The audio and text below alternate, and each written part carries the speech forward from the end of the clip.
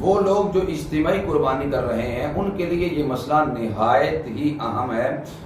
پہلی بات تو یہ ہے کہ جو لوگ اجتماعی قربانی کر رہے ہیں تو 7 افراد زیادہ سے زیادہ بڑی قربانی میں شامل ہو سکتے ہیں۔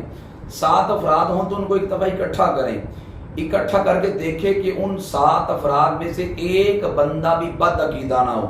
اگر 7 افراد میں سے ایک بندہ بھی بد عقیدہ ہے تو کسی بندے کی قربانی نہیں ہوگی۔ نمبر 2، اگر اجتماعی قربانی آپ کر رہے ہیں تو آپ اپنے افراد کو اکٹھا کر کے پوچھیں کہ کسی کا مقصد گوشت کو حاصل کرنے کا نہ ہو۔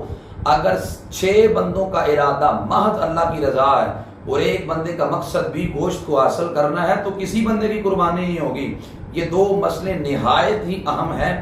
تھوڑی سی کمزوری کی وجہ سے تمام بندوں کی قربانی رائگاں جا سکتی ہے، اور اسی طرح جب ہم اجتماعی قربانی کریں تو گوشت کی تقسیم کرنے کا جب معاملہ پیش آئے تو تول کے ہر ایک کو گوشت دیا جائے، اندازے کے مطابق گوشت تقسیم کرنا بھی جائز نہیں۔